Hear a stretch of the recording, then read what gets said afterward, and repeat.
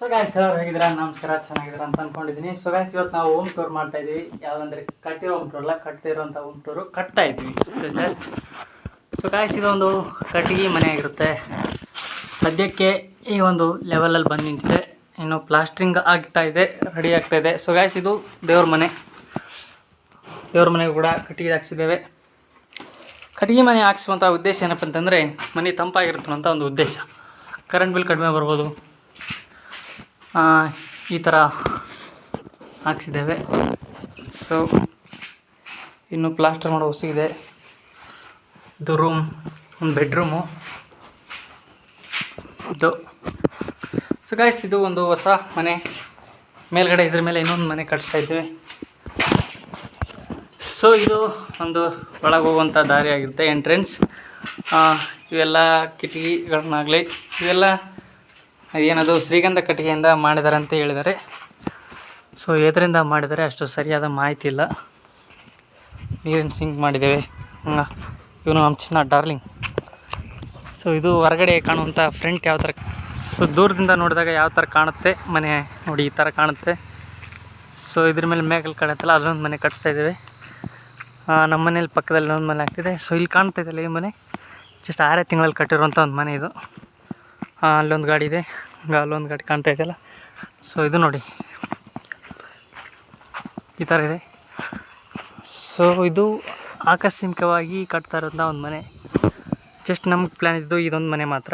But ಇಲ್ಲೇನು ಮೇಲ್ಗಡೆ ಕಾಣ್ತಾ ಇದೆಯಲ್ಲ, ಇದು ಹೆಡ್ರೂಮ್ ಅಂತೆ. ಇದೇ ಸ್ವಲ್ಪ ಜಾಸ್ತಿ ವೇಸ್ಟ್ ಆಗಿರೋದು ಈ ಮನೆಯಲ್ಲಿ. ಸೊ ನಾವಿರುವಂಥ ಹಳೆ ಮನೆ, ಇದರೊಳಗಡೆ ಇನ್ನೊಂದು ಮನೆ ಕಟ್ಸ್ತಾ ಇದ್ದೇವೆ.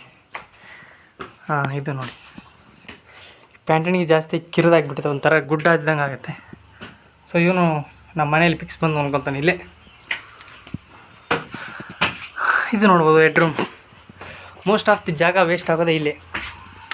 ಇದೇನು ಸ್ಪೇಸ್ ಕಾಣುತ್ತಲ್ವ, ಇಷ್ಟು ಜಾಗ ವೇಸ್ಟ್ ಆಗುತ್ತೆ ಇಲ್ಲಿ ನೋಡಿ, ಇಷ್ಟು ಜಾಗ. ಸೊ ಇಲ್ಲಿಂದ ಮೇಲ್ಗಡೆ ಏರಿ ಬಂದರೆ ಅಲ್ಲೊಂದು ಕಿಟಕಿ ಬಿಟ್ಟಿದ್ದೀವಿ, ಅಲ್ಲೊಂದು ಕಿಟಕಿ ಇದೆ. ಸೊ ಇಷ್ಟು ಒಂದು ಇದು ಹೆಡ್ರೂಮಿನ ಸಮಸ್ಯೆ. ಇಲ್ಲಿ ನೋಡ್ಬೋದು ಇದೊಂಥರ ಜಾಸ್ತಿ ಜಾಗ ಇದೆ. ಇದು ಇಲ್ಲಿ ಏನಪ್ಪ ಅಂತಂದರೆ ಈ ಒಂದು ವಾಸ್ತು ಏನು ಮನುಷ್ಯನ ಒಂದು ಮನೆ ಇಂಡಿಯನ್ಸ್ ಜನ್ರೇಷನ್ನ ವಾಸ್ತು ಯಾವ ಥರ ಅಂದರೆ, ಈ ಕಡೆ ಇಳುವಾಗಬಾರ್ದು, ಈ ಕಡೆನೇ ಕಿಟಕಿ ಆಗಬಾರ್ದು. ಈ ಕಡೆ ಎತ್ತರ ಆಯಿತು ಅಂತೇಳಿ ಈ ಕಡೆ ಇದನ್ನು ಏರಿಸ್ಬಿಟ್ಟಿದ್ದೀವಿ. ಸಮಸ್ಯೆ ಇದೆ. ಇದು ಒಂದೇ ನಮ್ಮ ಪ್ಲ್ಯಾನಲ್ಲಿದ್ದು ಇದು, ಬಟ್ ಪ್ಲ್ಯಾನಲ್ಲಿ ಇದ್ದಿದ್ದಿಲ್ಲ. ಆದರೂ ಏನು ಮಾಡೋದು, ಮೇಲ್ಗಡೆ ಛತ್ ಹಾಕುವಾಗ ಜಾಸ್ತಿ ಹೆಚ್ಚಾಯಿತು ಅಂತ ಒಂದು 2 ಫೀಟ್ ಜಾಸ್ತಿ ಆಯಿತು ಅಂತೇಳಿ ಇಷ್ಟು ದೊಡ್ಡದು ಮನೆ ಕಟ್ಸ್ಬೇಕಂತ ಬಂತು.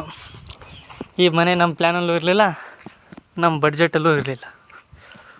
ಸೊ ಇಷ್ಟು ಮನೆ ಮೇಲ್ಗಡೆ ಬಂದುಬಿಡ್ತು. ಇಲ್ಲಿ ನಾವು ವಿಶ್ರಾಂತಿ ಅಥವಾ ಮಲಗುವಂಥ ಜಾಗ. ಈ ಒಂದು ವಿಶೇಷ ಮೇಲ್ಗಡೆ ಇರುವಂಥ ಏನಂದರೆ ಇಲ್ಲಿ ಬಾತ್ರೂಮ್ ಮಾಡಿದ್ದೀವಿ. ಸೊ ಇದು ಬಾತ್ರೂಮು. ಇಲ್ಲಿ ಹೊರಗಡೆ ನೀರು ಹೋಗ್ಬಿಟ್ಟಿದ್ದೀವಿ, ಇಲ್ಲೆಲ್ಲ ಪೈಪ್ಲೈನ್ ಹಾಕ್ತೀವಿ. ಬಿಸಿನೀರು ಮತ್ತು ಯಾವುದಾದ್ರೂ ಬಿಸಿನೀರು ಕೂಡ ಬರಲಿ, ತಣ್ಣೀರು ಬರಲಿ ಅಂತೇಳಿ ಬಿಸಿನೀರು ಪೈಪ್ನ ಹಾಕ್ಸಿದ್ದೀವಿ.